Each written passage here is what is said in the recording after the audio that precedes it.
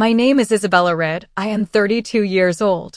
Last week I sat in a Boston law office as my father's $11 million estate was divided.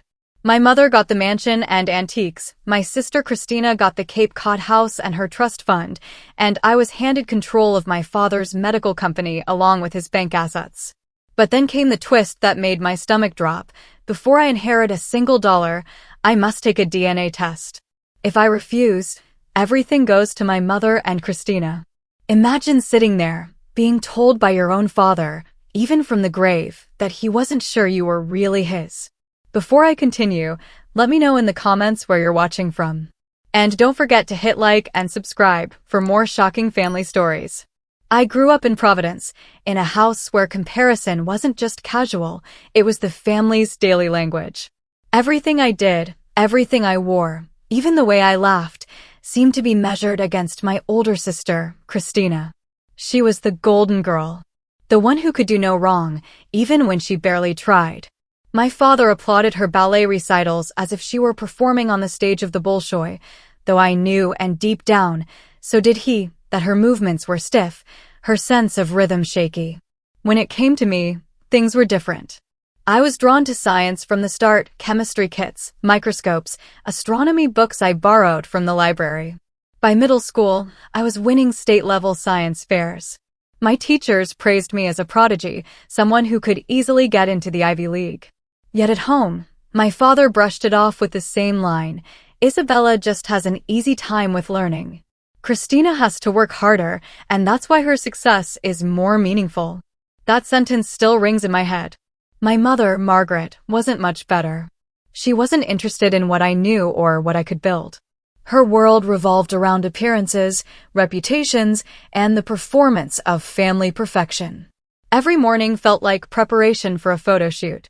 Christina's hair would be brushed until it shined like spun gold, her dresses starched and ironed, her ballet slippers tucked into a pink satin bag with her initials embroidered on it. Me? My mother would glance at me once, sometimes fix a wrinkle in my shirt, and say, "Don't slouch, Isabella. At least try not to look tired." That was her way of saying I was acceptable enough to be seen in public.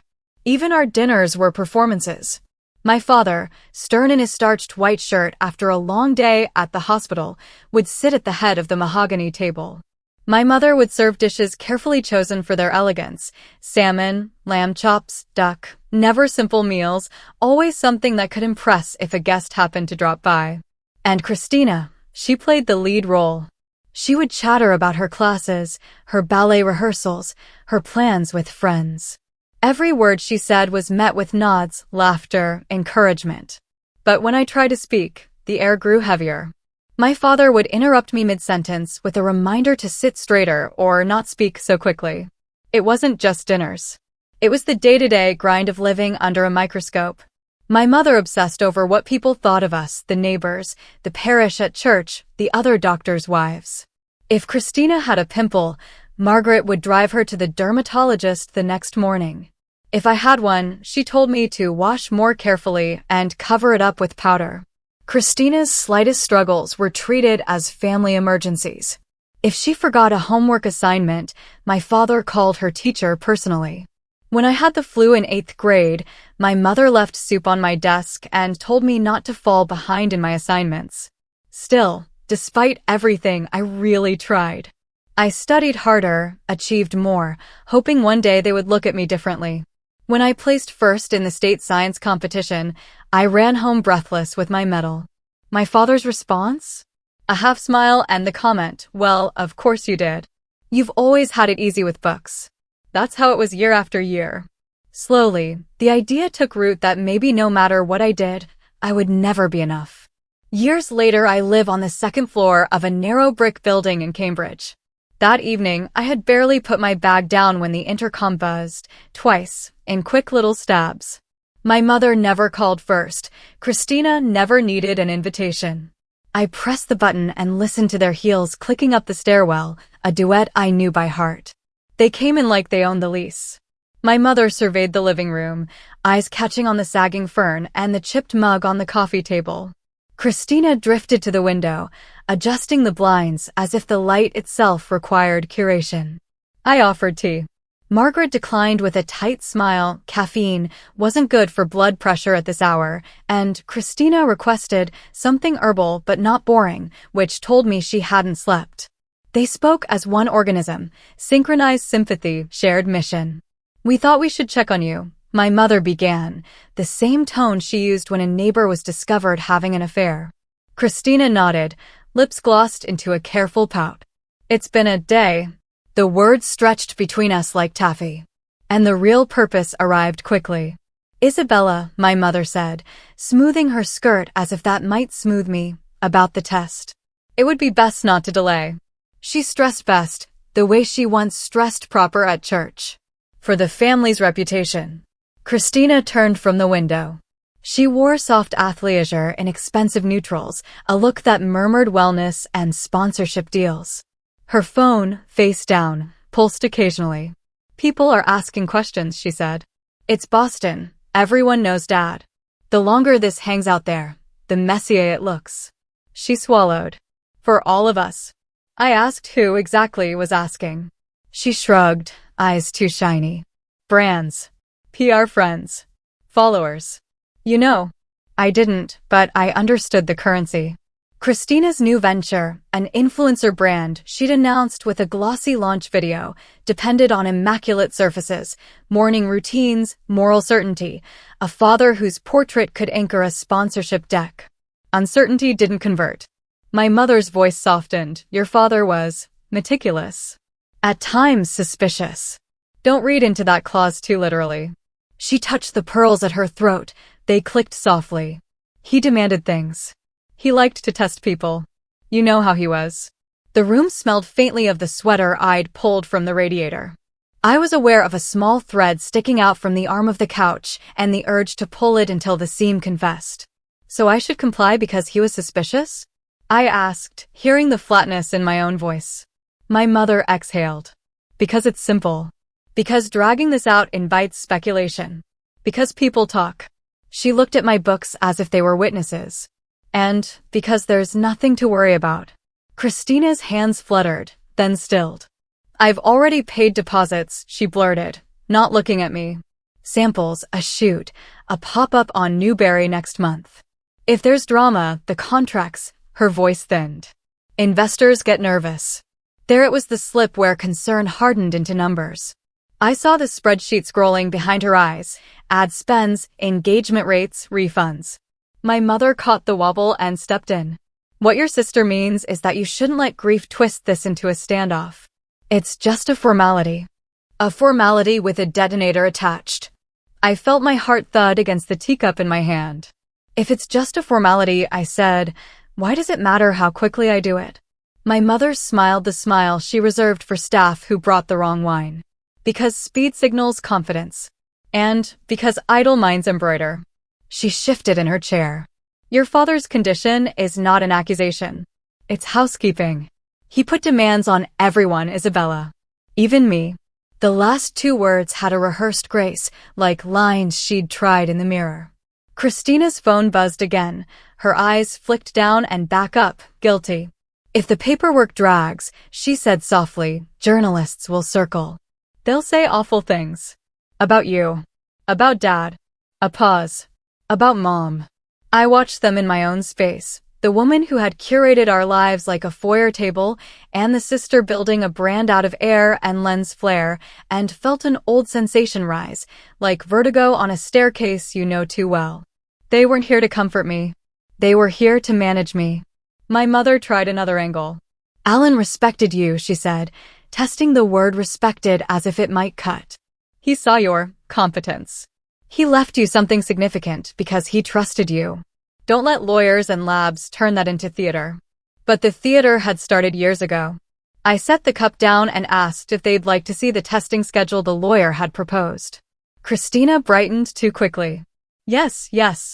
That would be reassuring." My mother tilted her head, calculating. "Sooner is better." I nodded, and their shoulders loosened as if a door had been locked behind them. We lingered in small talk, the traffic on Starro, a boutique Christina loved, a fundraiser Margaret was chairing in Alan's honor. They stood to leave. Perfume bloomed in the cold hallway. At the threshold, my mother squeezed my arm. "Don't let this live in your head," she said. "It's logistics, nothing more." Christina hugged me, brief and scented. "Text me when you book it," she whispered. "Please." Their heels clicked away.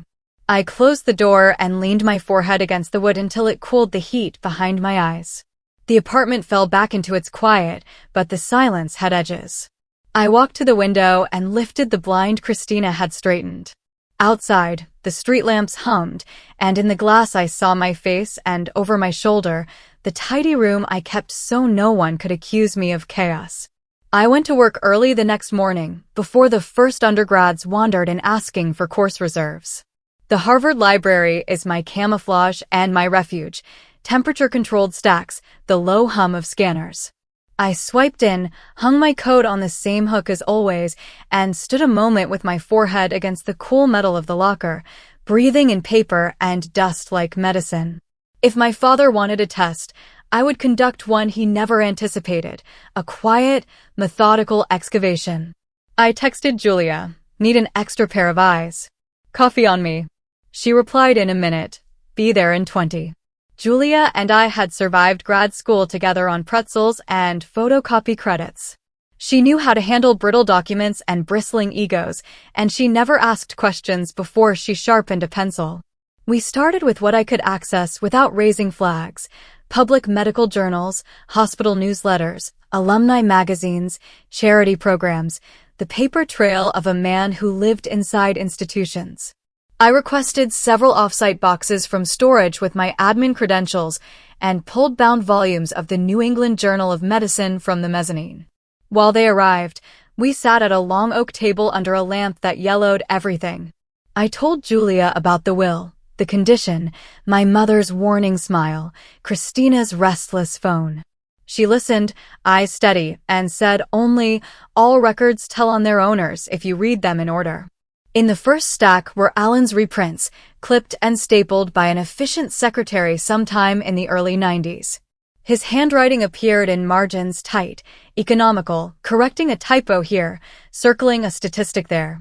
Then we found the first oddity, a legal pad sheet tucked between pages of a 1991 cardiothoracic surgical outcomes report. The lines were filled with neat columns of dates and arithmetic. At the top, in my father's print, MPLMP, followed by a week range. Below it, cycles mapped like train tables, projected delivery windows, and notes. Conference, Paris, late May, post-call, MGH Gala. My stomach pulled tight. Why would he track Margaret's cycles in a surgery journal? Julia asked quietly. I stared at the penciled math. Because he wanted proof of something, I said. Or protection. The next box arrived, donor correspondence from hospital development. Alan had always hated those events, but he attended them because reputations were built on visibility. In a manila folder from 1989, we found glossy photos from a charity reception at the Copley Plaza, silver chafing dishes, men in tuxedos, women in silk. And there, my mother at 29, hair coiled like a question mark, laughing with a dark-haired man whose hand cupped her elbow as if it belonged there. On the back, in a developer's stamp, MGH International Fellows Reception. Someone had scrawled names in blue pen, Dr. Henri Duval, France, plus M. Another photo showed the same man and my mother at the edge of the dance floor, not dancing, their bodies turned toward each other in the conspiratorial posture of people who forget the camera exists. In the background, a few feet away, my father faced the opposite direction, talking to a donor, Josette. The name echoed. Duval. It rang through the documents like a small bell we couldn't unhear. Julia pulled hospital newsletters and residency bulletins from 1988 to 1992, flipping with the muscle memory of a reference librarian. There he was. We welcome visiting fellow Dr. Henri Duval from Hôpital Européen Georges Pompidou, a paragraph about his research interests in valve repair, a photograph of a row of young surgeons in white coats with dated haircuts and indefatigable smiles. Henri stood in the middle, dark suit under his coat, a looseness at the corners of his mouth that read as charm. I went back to the legal pad page and traced the dates with my finger. Late 1988, early 1989. again mid-1990. Two periods matched exactly with when those newsletters placed Duval in Boston. A note in the margin, M, cough, stay home. Another, H.D, present at rounds. The initials sat on the page like a dropped pin.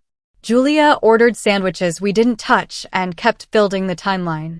We added charity calendars, program notes, notes from the women's auxiliary. If my mother was in a room, someone had recorded it. At a December 1990 Cardiac Foundation ball, a caption under a society page photograph listed Mrs. Margaret Ridd with Dr. Duval, as if they were a pair. Another column, same event, named my father separately in a paragraph about keynote donors. The separation wasn't proof, but it felt like the outline of something my father had been drawing in pencil, waiting for ink. We requested personal papers next, a gamble. Alan had donated a partial archive of surgical notes years ago, and sometimes doctors slipped personal miscellany into professional boxes. A gray banker's box arrived with Ridd notebooks scrawled in Sharpie. Inside, 4 black composition books. The first was operations, patient initials, techniques, outcomes. The second, both, work, then lists that had nothing to do with medicine, replace exterior light, Margaret, Colry, Gala. But the third was the one that altered the air in the room. It began in late 1987 and blended clinic notes with small domestic weather reports. Between sketches of valves and suturing diagrams were entries like, M, late 3 days, says stress, dinner with HD plus M avoidable? I read aloud, January 12, 1990, M, laughing with HD at reception, hand on her back. Left early. Calculations still hold. A page later, March 2, 1990, M, ill, says flu. Ask Re, timing, deflects. Consider tests. The last sentence looked harder pressed, graphite darker, as if he'd written it twice. We worked in near silence, the library around us moving through its slow rituals. Students came and went. A vacuum sighed down a distant aisle. Outside, light drained from the windows until our table existed in a cone of lamplight, just us, the paper, and my father's stubbed-out sentences. In a folder at the bottom of the box, we found a clipping in French, brittle and foxed. Julia, who had spent a year in Paris, translated a profile of a brilliant young chirurgeon cardiac returning to France after a prestigious fellowship in Boston. The photo showed Duval leaning against a railing along the Charles, coat open, scarf tossed carelessly. The article quoted him on collaboration and exchange of techniques. In the margin, my father had written only, watch. The last piece came from microfilm, a society page roll from the Globe, 1989 to 1991. We fed the machine, clicked through snowstorms of grain. There was my mother again, in a black dress I remembered from a back closet garment bag, her smile extravagant, her arm threaded with Duval's. The caption mentioned a silent auction, a weekend at a Cape house, tickets to Paris. Another frame, my father at the edge of a table, tie slightly skewed, expression neutral. By the time we shut down the viewer, my notes were a lattice of arrows and dates, highlighted names repeating until they looked like a chant, M-A-H-D. The pattern wasn't proof, not yet. But it was a map. My father had drawn it, carefully, over years, pregnancy windows calculated against travel schedules and galas, margins whispering a name that did not belong to him. Julia touched the corner of the composition book with 2 fingers, reverent. He was measuring doubt, she said. I nodded, throat tight. Or certainty, I answered. Very quietly. We reboxed everything, logged the call numbers, left the table as we found it. Before we parted, Julia put her hand on my shoulder. You know where this points, she said. And I did. The page didn't say it outright, but the photographs, the dates, the columns of my father's math all leaned toward the same shadow. There was much more to this than a clause in a will. There always had been.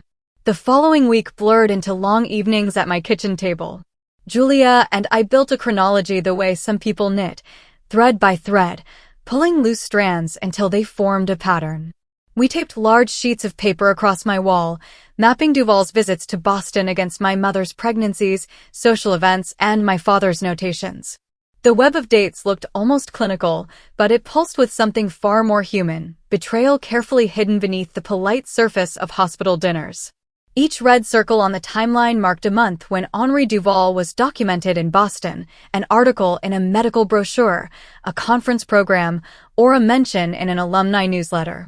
Each blue square represented one of my father's calculations of Margaret's cycles. And woven between them, in black ink, were the galas, charity auctions, and receptions where my mother appeared in photographs beside Duval, smiling too widely, standing too close. I felt restless, agitated, almost feverish. It wasn't just research anymore, it was a confrontation with my family's mythology. Christina's golden girl aura had been burnished by years of lies, and I was beginning to realize my father had known it. We carried the folders to Grayson's office on a Friday afternoon. He listened without interrupting as we laid out the evidence across his polished mahogany desk. His expression remained professional, but I saw the tightening of his jaw when he read my father's diary entries. "Your father anticipated this," Grayson said finally. He leaned back in his chair, fingertips pressed together. "The DNA clause wasn't designed to punish you. It was his way of forcing the truth into the open. I'll prepare for 3 outcomes. Scenario 1. Both you and Christina are confirmed as Alan's daughters. In that case, the assets are split as the will dictates. Scenario 2. Neither of you are. Then the estate reverts entirely to Margaret. Scenario 3. He paused, letting the weight settle. Only you are confirmed. In that case, the inheritance passes to you, and Christina is effectively disinherited." I swallowed hard. "But she'll never accept that." "And she doesn't have to accept it," Grayson replied, voice even. "But the law will enforce it. My job is to ensure every angle is covered before the results arrive." I left his office shaken but steadier than before. At least one person was in my corner. Meanwhile, Christina's behavior took on a strange, desperate edge.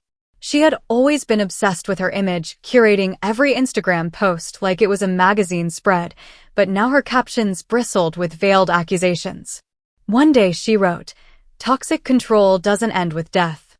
Some fathers never stop trying to dominate their daughters." Another post showed her sipping champagne on a balcony, captioned, "Building my empire while others cling to daddy's shadow." It was surreal, watching her weaponize our father's memory while pretending to honor him.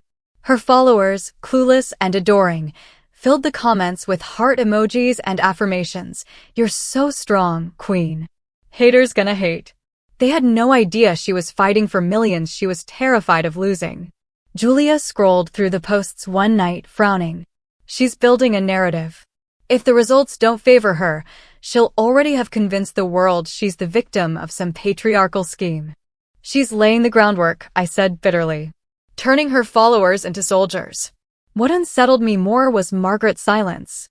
My mother had always been quick to control appearances, correcting our posture, monitoring our clothes, smoothing over family quarrels before outsiders could notice.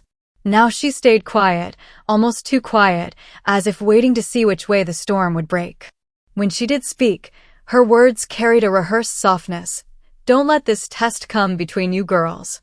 Your father was always a suspicious man. Don't take it literally." But I had seen the diaries, the dates, the photographs. My father wasn't suspicious, he was meticulous. He hadn't guessed, he had known. Grayson called me twice that week to update me on his preparations. He was contacting the bank about provisional freezes, drafting contingency agreements with the board of my father's company, even outlining arguments in case Margaret or Christina tried to contest the will. His efficiency reassured me, but it also underscored how real the stakes were. This wasn't a family squabble anymore. It was a legal battle over millions, reputations, and the truth about who we really were. At night, I found myself replaying Christina's nervousness after the will reading, the way she kept twisting her ring and glancing at her phone. Back then, I thought she was just impatient. But now, I wondered if she already suspected the truth. Julia helped me finish the chronology late one Sunday. We sat cross-legged on the floor of my apartment, surrounded by papers and photographs. The final version stretched across the wall like a crime board. When we stepped back, The conclusion was unavoidable. Every line, every overlap pointed to the same answer. Duval's presence in Boston aligned almost perfectly with Christina's conception. Julia looked at me, her face pale in the lamplight. If this holds up under DNA testing, she didn't finish the sentence. She didn't have to. I stared at the board, my father's careful notations etched into my memory. For the first time, I felt less like a daughter fighting for her place and more like an investigator carrying out his unfinished work. Christina could flood Instagram with her curated stories. Margaret could whisper about her husband's paranoia. But the truth was already here, laid out in black and white. All that remained was the test. The email landed at 9:14 a.m., a bland subject line from the lab. I had forwarded all official communication to lawyer Grayson, but the system copied me as well. I stared at the words, felt the blood drum in my ears, then walked to the conference room he kept for sensitive meetings. He arrived 2 minutes later with a folder, and that calm voice of his reserved for families in freefall. We sat side by side, the city outside glazed in winter light. He read aloud what I could barely process. Probability of paternity for Isabella Ridd relative to the alleged father, Dr. Alan Ridd, 99.99%. The numbers lined up like a row of sentries, clinical and merciless. I exhaled in a rush I hadn't realized I was holding, a breath from childhood I'd apparently never released, years of easy with books, of being almost but not quite. My father had placed a test in the will, and the test had answered him. I belonged. Then Grayson turned the page. The second conclusion was written in cooler ink. Sibling relationship testing indicates that Isabella and Christina share maternal DNA only. Statistical likelihood consistent with half-siblings, different fathers. My eyes moved over phrases, allele discordance, non-paternal event, exclusion, and my hands went cold. The quiet line connecting dates and photographs and legal pad math grew teeth. Christina was not Alan's daughter. The sentence had the weight of a falling building and the softness of something I already knew. For me, it was shock braided with an awful relief I hated myself for feeling. For Christina, I knew this would be annihilation. Her life had been painstakingly curated around a story. Perfect daughter of a revered surgeon, heir to a legacy she had never entirely respected but always spent. And now the story was mathematically untrue. Grayson spoke gently. This confirms the third scenario. Legally, it's decisive. He mentioned timelines and next steps, but I heard only fragments, like hearing a conversation through a hotel wall. My father's voice drowned everything out, every holiday photograph in which he stood behind us with a hand on each shoulder now contained an invisible caption, one hand on his daughter, one on another man's child. By noon, Christina knew. I didn't tell her. The paperwork did. Apparently, she had called Grayson's assistant 3 times that morning, demanding a status update she had no right to receive. When the results were logged and the notifications sent, she got her copy through our mother. 15 minutes after that, her Instagram went quiet. By 1 o'clock, the silence cracked. Christina posted a black square with a caption that stopped pretending to be coded, "Some men control from beyond the grave. Some truths are weaponized to hurt the living. I choose my peace." Comments poured in, heart emojis, prayers, knives in velvet. Several blue-check friends wrote about privacy during difficult times. One more cynical influencer commented, then deleted, "Wait, is this about the will?" I kept refreshing, even though it felt like picking at a scab. Her next story was a cup of tea and a dwindling candle, letting go of legacies that don't serve the soul. A brand she'd just announced a collaboration with quietly removed her from their homepage. Another paused their campaign, out of respect. The scaffolding of her perfect life began to shiver, pixel by pixel. Around 3, she called me. I let it ring until the machine picked up because I didn't trust my voice. She didn't leave a message. A text followed seconds later. "We need to talk." Not with lawyers. Sister to sister. The words were familiar. Her preferred door whenever the public collapsed into the private, and she needed me to absorb the impact. I stared at the screen until it dimmed and set the phone face down. I wasn't ready to be a safety net for the person who'd been grinning on balconies while implying I was my father's puppet. Margaret texted next, a sentence that landed with the stiffness. Please come by this evening. We should be together. Not I'm sorry. Not I should have told you. Just the brittle script of a hostess arranging chairs after a chandelier has fallen. I typed, deleted, typed again. I settled on, not tonight. At 4, Grayson called to confirm he had notified the bank and the company's board of the preliminary outcome. His voice was careful, professional, offering decency in a process that rarely had any. There will be noise, he said. I'd like you to stay off social media. Let documents speak. And I promised I would. The sun slipped and the day folded itself into that blue hour when everything looks honest and tired. I made pasta I didn't taste and stood at the window while it cooled.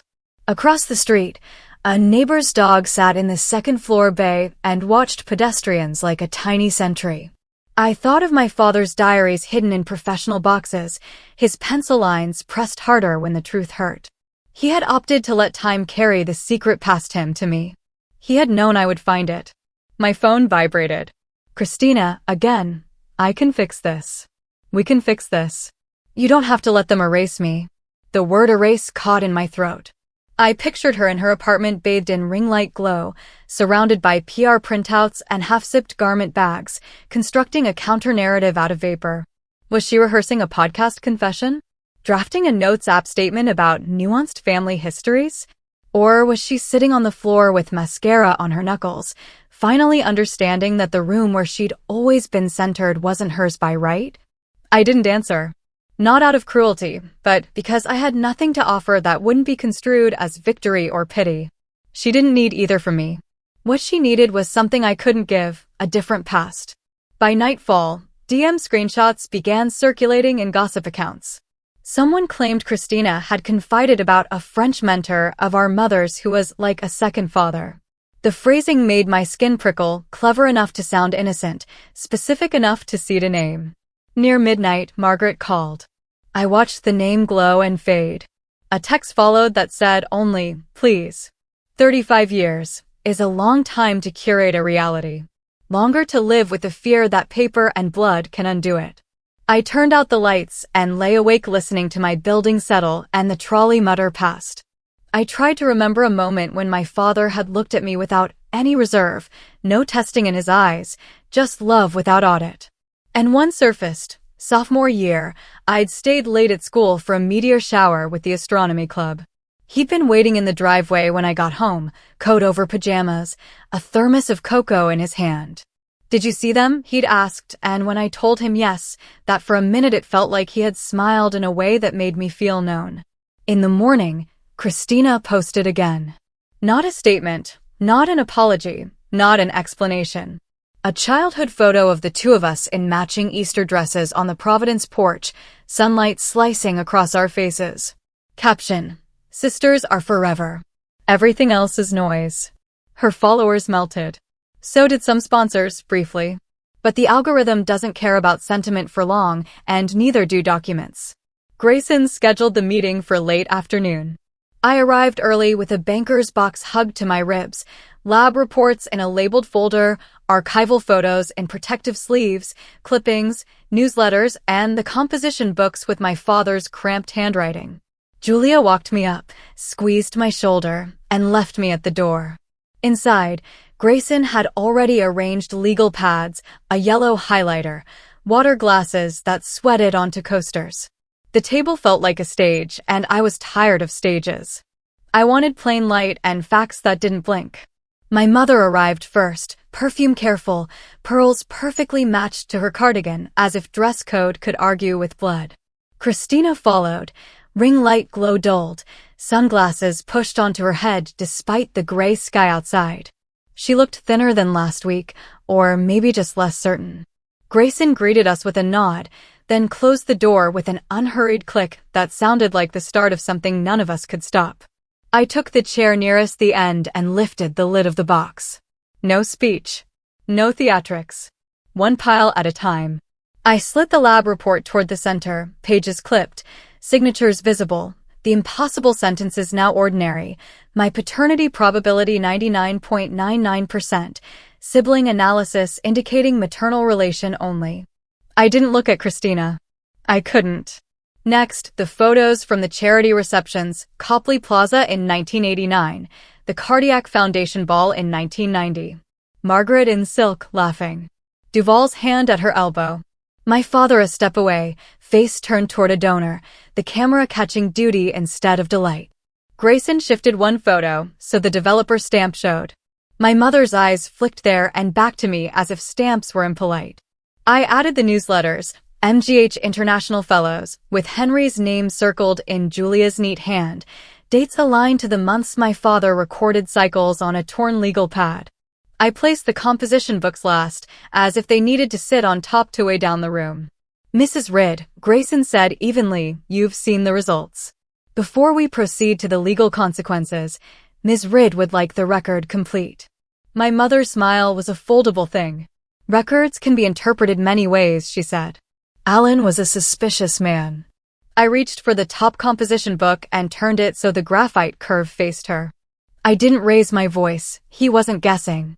For a moment, Margaret's face hardened into the mask I remembered from childhood, ladies' luncheons, church vestibules, the look she wore when someone asked a question she didn't want to answer. Then she exhaled, a human sound, and her shoulders lowered as if the cardigan had gained weight. This is ridiculous, she tried, but the syllables had lost their starch. Christina's hand was on the table, fingers splayed. Mom, she said. Please don't lie to me. But our mother said nothing. Grayson waited in stillness, seasoned by years of watching families break and reassemble into something truer. I placed one of the photographs nearer to Margaret, the one where Henry's mouth is tilted in that casual European charm, and my mother's head tips toward him like a tide called by a private moon. Something in her broke audibly, a sigh that sounded like a thread snapping. She pressed fingertips to her forehead, then to the pearls, then flat against the table as if bracing for a wave. Yes, she said, voice small and suddenly young. Yes, it was an affair. A short one. But it changed everything. The room held its breath. Christina made a sound I'd never heard from her, the first syllable of a sob smothered into a laugh. Changed everything? Her eyes shone wet and bright. It changed me. You let me build my life on a story that wasn't real. Margaret's eyes lifted, terrified and defensive at once. I wanted to protect you. From what? Christina's voice fractured. From me? From a man with a French last name? From your shame? She swiped at her face with the heel of her hand and shook her head, mascara in dark commas along her fingertips. You made Dad the villain in my head. You made me the brand. I had imagined this moment 1,000 ways, satisfaction, an apology delivered with poetic timing. But instead, what I felt was heavy and plain. Grayson cleared his throat gently, reminding the room that aftermaths also require paperwork. With the results entered into record and Mrs. Ridd's statement noted, the dispositive provisions of Dr. Ridd's will take effect as written. He aligned the lab report with his legal pad. The controlling interest in Ridd Cardio Innovations, the investment accounts, and associated assets transfer to Ms. Isabella Ridd upon issuance of the court's routine order. Provisional measures with the bank and the board have been set in motion pending finalization. Christina closed her eyes. She looked smaller without the scaffolding of certainty, without comments buffering her with hearts and affirmations. So I'm nothing, she whispered, to no one in particular. 35 years of being the surgeon's daughter, and I'm a footnote. I wanted to gather the sentence, soften it, but truth doesn't accept edits for tone. You're my sister, I said quietly. It felt insufficient and exactly right. That doesn't change. Margaret's gaze flicked to me, alarmed, hopeful. Isabella, she began, and stopped. For once there was no script. Grayson slid a final sheet across the table, the kind of thing that looks like closure but is really logistics. He recited dates and formalities, then folded his hands. There may be attempts to contest, he said, glancing toward Margaret's pearls, which had stopped their nervous click. I would strongly advise against it. The evidentiary burden will not be met. Silence again, less theatrical now and more like a room slowly deciding what it would be next. I want to propose something, I said, and I saw Christina flinch, bracing for cruelty I didn't intend to wield. I will honor the will. The company and assets will transfer as written. I breathed once, a measured inhale like washing a delicate page. But I will also establish a fund for Christina, independent of the estate, with clear terms so she has stability while she decides what her life looks like without the story. And I'll arrange lifetime monthly support for my mother, enough to live without fear. It will be structured, legal, and not contingent on apologies. I glanced at Grayson. We can formalize it here? Grayson's pen hovered, then moved. We can draft a side agreement today. Christina stared at me as if I'd moved a wall with 2 fingers. Why would you do that? She asked, voice raw. Because I knew what it was to be measured and found wanting in rooms that said they were family. Because revenge is a diet that never nourishes. My mother covered her mouth with a trembling hand.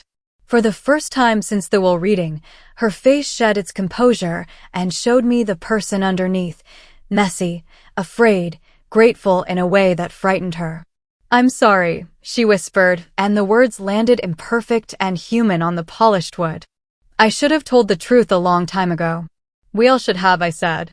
Grayson summarized what we'd agreed to, clean lines for a messy history, transfer to me, stipend for Margaret indexed to cost of living, a trust for Christina with a board-approved advisor who wasn't a friend with a podcast. No public statements from any party about paternity beyond a neutral acknowledgement, if asked, a privacy clause that protected my father's diaries from becoming a spectacle. He slid the fresh drafts across the table for review. We signed in the order required, a ritual that felt less like conquest and more like planting something in ground finally cleared of weeds. When it was done, Grayson gathered the papers with his practiced care and stood. This is the right outcome, he said, not as a verdict, but as a blessing. In the elevator lobby, Margaret reached for my hand and then thought better of it, settling for a touch to my sleeve. It was a short affair, she repeated softly, as if duration could mitigate consequence. But it doesn't have to define everything, I answered. Christina waited by the windows where the city sloped toward the harbor, cheeks blotched, sunglasses back in place like a shield. She looked at me, then down at the trust paperwork snapped in her folder. I don't know who I am without the story, she said. None of us do, I said. But we can start with what's true. She nodded once, a tiny hinge opening. A year later, the glass corner on the 22nd floor looks over the harbor where the ferries move like patient heartbeats. The sign on the building reads RID Cardio Innovations, and under it, inevitably, my name. The first time the board voted to confirm me as CEO, I smiled for the photo, shook the necessary hands, then went home and ate takeout dumplings on the floor because the quiet felt safer than celebration. Now the rhythms are familiar. Monday executive briefings, Tuesday R&D stand-ups, Thursday calls with our clinical partners in Houston, Lyon, and Seoul. I sign fewer papers than I expected and listen more. Maybe that's why we're doing well. Maybe it's luck. Either way, the stock has climbed in slow, honest steps, and the company newsletter no longer reads like a eulogy for a man. It sounds like a plan for the future. The board learned me, and I learned them. They respect returns, but they also recognize an unsexy virtue. I show up. I don't name-drop my father in every sentence. I don't pretend to be his ghost.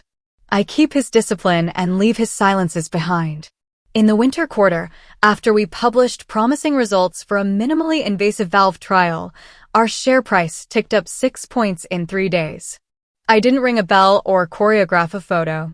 I walked into the engineering lab with coffee and bagels and stood next to the youngest bioengineer while she explained how she'd solved a tiny failure rate no one outside the room would ever applaud. In the late afternoons, I visit the manufacturing floor just to watch the line hands, materials, repetition. In medicine, repetition is compassion. Christina moved to Los Angeles in February, before the snow melted. She sent me a photo of 2 suitcases and a sunburned sky out an airplane window, no caption. At first, she rented a small apartment in Silver Lake, the kind with exposed brick that looks better in photos than it feels at night. She changed her hair, cut blunt bangs that made her look like a different species of brave. She works with a small production company now, behind the camera, doing wardrobe and set styling for mid-tier commercials. It's quieter, she wrote once. The clothes don't ask who my father is. Her scandal faded in the algorithm as all scandals do. A few brands quietly unfroze their relationships. Most didn't bother. She stopped posting for a while, then came back as someone else. Gentle light, books she actually reads, the mundane mercy of a dog she adopted from a shelter. When I visited in May for a conference in San Diego, we met for breakfast at a cafe that used to be a garage. She ordered oat milk and pancakes and told me her landlord rescues parrots. I asked if she was okay. She stared at the chipped table and said, "I'm not sure what that means anymore," then smiled in a way that was less defensive and more human. We walked Echo Park Lake and fed geese like children. At the end, she squeezed my hand. "I am trying to be a person without a script," she said. And I told her that was all any of us were doing. Margaret sold the mansion in June. The realtor, a cheerful man with a nervous tie, called to ask whether we wanted to stage my father's library. We both said no. She moved into a small one-bedroom in a back bay, with a working radiator that hisses in winter and a fire escape she waters geraniums on in summer. Somewhere along the way she stopped wearing the pearls every day. Now it's simple sweaters, warm socks, a soft green scarf I bought her on impulse. She takes long walks on the Commonwealth Avenue Mall and talks with the dog walkers like they are neighbors rather than employees of a service industry. The women from her old charities send invitations. Some she accepts, most she doesn't. We have dinner once a week.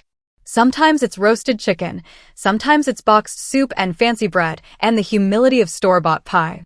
She is quieter, less devoted to performance.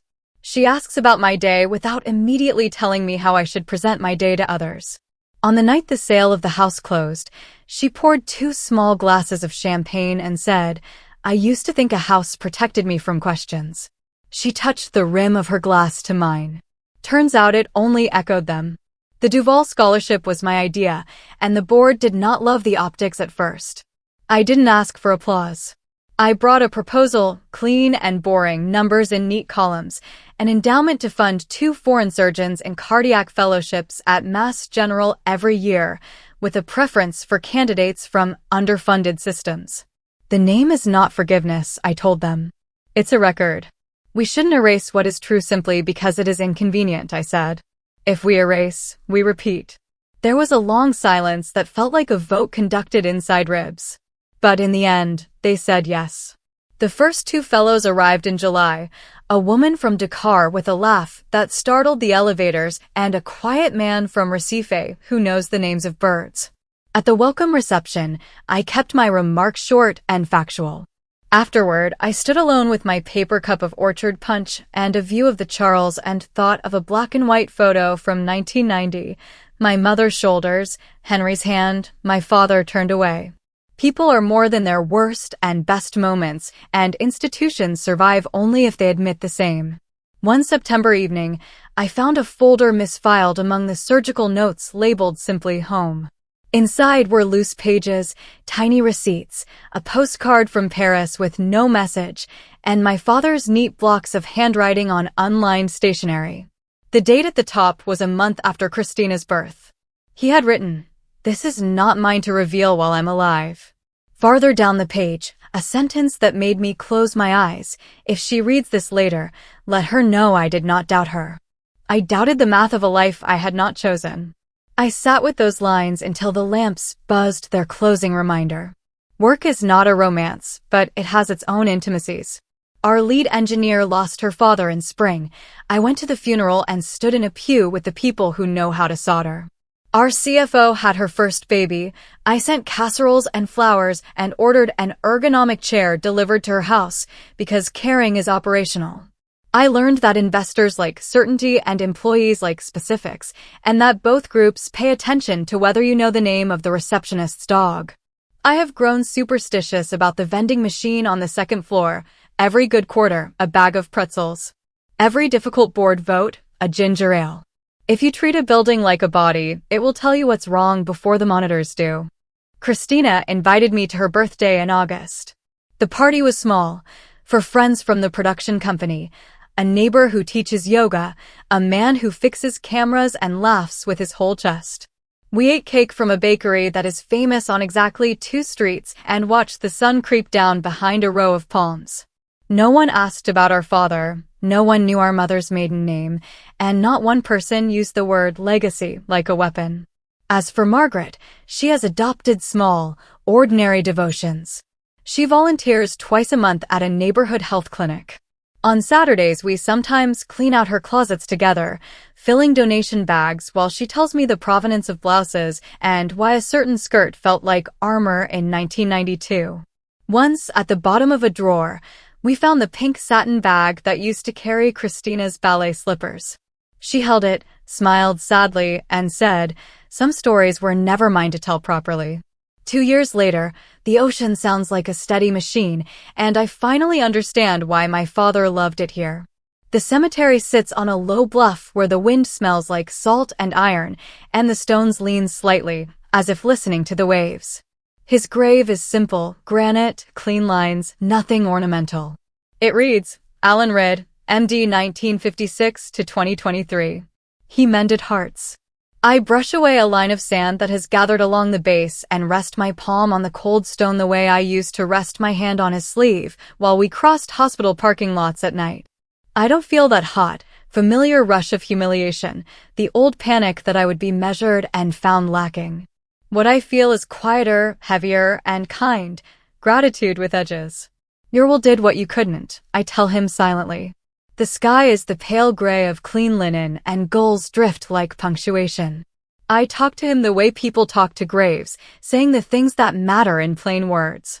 I tell him the company has learned to move without his shadow and that our best engineers start sentences with we, not he. I tell him the scholarship is working, young doctors arrive with careful hands and leave with better tools, and that I used his name for the endowment but Duval's for the scholarship itself, because truth should be recorded, not erased. I think about the afternoon the lab results arrived and how the numbers ended a story that had ruled our house for decades. In the beginning, I felt relief like oxygen, then shame for the relief, then a grief I couldn't name for the girl I had been, always compared and always braced. Standing here, I can hold all of it at once. The man beneath my hand was not perfect. He calculated his wife's cycles and wrote himself rules inside the margins of surgical notes. He made me take a test. But he also brought cocoa to the driveway on the meteor night and stood in my doorway when I had the flu, clicking his tongue to find the rhythm of my fever. He left a door that unlocked after he was gone, and I walked through it. When I first read the will, I thought my father was testing me from the grave, punishing me for not being Christina or for being myself too completely. But now, standing at his stone with the ocean spelling out the same sentence over and over, I can see what he did instead. He gave me freedom, the kind you can't inherit in cash or pass through a title. Freedom to teach a company to lead with facts and humility. Freedom to stop auditioning for a family and start being one. Before I go, I lay a white stone on top of his small, smooth, a quiet marker that says someone came and someone will come again. I don't promise to be perfect. I promise to be truthful. I promise to keep building a life where nothing important is hidden for the sake of comfort. The path back to the road is sandy and uneven. I walk it slowly, letting the ocean do its endless work behind me. When I reach the car, I sit for a minute with my hands on the wheel and the engine off. The gulls are loud, a bell buoys somewhere out in the fog. I close my eyes and think of our driveway meteor night and of the sentence I have finally learned to say without fear, "Thank you, Dad." Family is important, there's no denying that. But what I learned through my father's will, through the storm of secrets and humiliations, is that your own family, the one you consciously build, is even more valuable. Blood ties can lie, appearances can deceive, but truth will always find its way out. And when it does, you have to be ready to live with it, even embrace it. Don't let anyone else decide who you are or what belongs to you. Don't let their fears or secrets define your worth. Sometimes the hardest inheritance isn't money or property, but the courage to break patterns of silence and deceit. I built my own reality, one without lies. And you can too. Have you lived through something like this? A family secret that changed everything you thought you knew? Write your own story in the comments below. I would love to read it. And don't forget to hit like and subscribe, because there are even more shocking family dramas ahead, and maybe the next one will sound a little too familiar to you.